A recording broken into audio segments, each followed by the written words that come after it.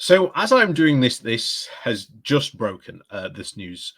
Um, but essentially, criminal barristers, and I'm not calling them criminal barristers. I just want to make that point. But this is technically what they are because there are different types of barristers, and the type of barristers that they are criminal barristers. That is sort of their technical definition for them. So I'm not calling them criminals. It's just the technical definition of what their profession is called. Just, I want to make that clear before we go on, because a lot of people last time seem to take issue with me of calling them the correct term that they were and not understanding that. So I want to make that clear before we start. So criminal barristers in the UK have just voted, as of just a couple of minutes ago, indeed, in fact, 20, 30 or so minutes ago, that they are going to go on strike indefinitely. And if you follow this channel for any time, I've often told you, go follow The Secret Barrister. Absolutely fantastic Twitter person to follow, especially if you want sort of news regarding sort of legal stuff going on in the UK, giving their opinion on what's going on sort of legally in the UK. Very, very good blog, but also a fascinating insight into how our court system has essentially just crumbled to pieces. There's been many times, and often one story that gets cited, of one time that they were working in a courtroom, and in the corner of the courtroom, there is literally just this gushing water coming through the ceiling because the ceiling had just practically fallen in, given up working. So there was basically almost a torrent just coming through, and constantly people just coming in, having to replace the bucket every time it was full.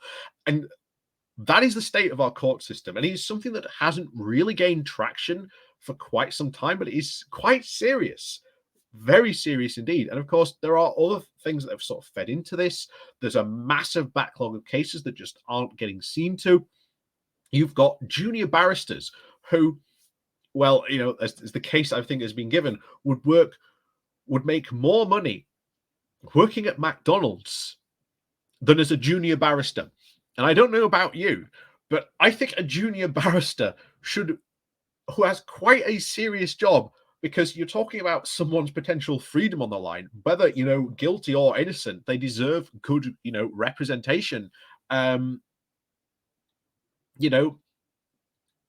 They're being paid less than someone who works at McDonald's, and I think that is just wrong.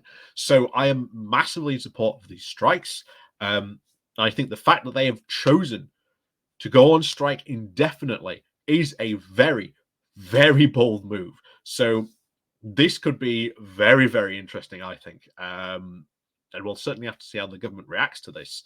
But yeah, this could be quite an interesting strike. Very interesting. This could get interesting very quickly. We'll have to see where this goes.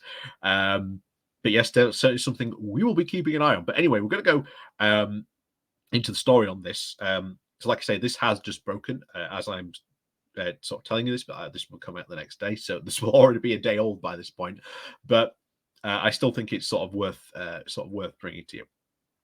So, as I say, before we do get into this, like I say, you know the drill by now. Like, share button, subscribe if you are new. Links down below to my Patreon page, one-off donation link called Buy Me Coffee, where you can buy me coffee, or there is the one-off YouTube donation link called the thank you button, which you can press down below as well. Also, there is the Pony Club as well, if you'd like to support me on that instead of Patreon. Like I say, all the options open to you. You know the drill by now. So let's crack on with this.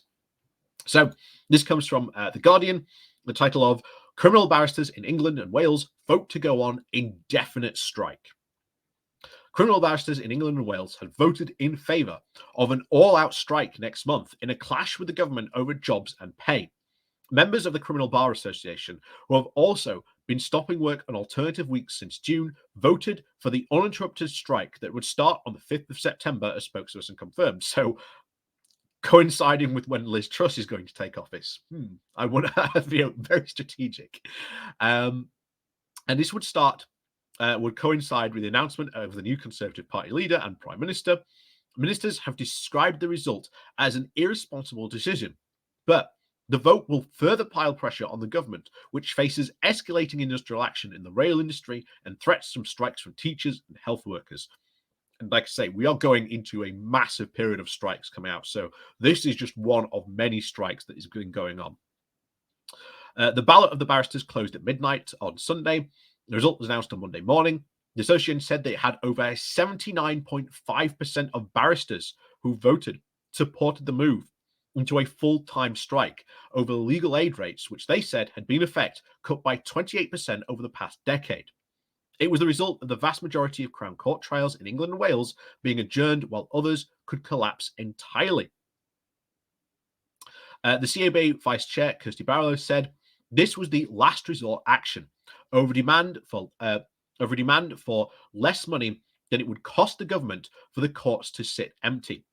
She told the BBC Breakfast, the effect of the strike will be that the courts continue to sit empty with trials and cases not being heard. This is a last resort action.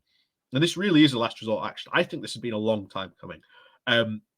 Like I say, if you follow The Secret Barrister, you know how bad our court system really is in the UK. So I am not surprised it has come to this. But, you know, this is just something that the Conservatives, the party of law and order, and, you know, this being an important part of our law and order, the Conservatives have just ignored for years, for decades. Anyway, continues. She also said, the remedy is for an injection of money into a backlog of the cases, which currently stands at over 60,000 cases that barristers are working on that will cost the government more. It will cost the government only 1.1 million per month. Currently, it's costing more for the courts to sit empty. The CBA says that its incomes have fallen by nearly 30% over the past 2 decades, and the specialist in criminal barristers make an average income after expenses of over £12,000 in the first 3 years of practice, driving over 22% of junior criminal barristers to leave since 2016. Barristers say they are being paid less than minimum wage for court hearings when travel and hours and spending and sort of preferring are also factored in. And not all the hearings are cancelled.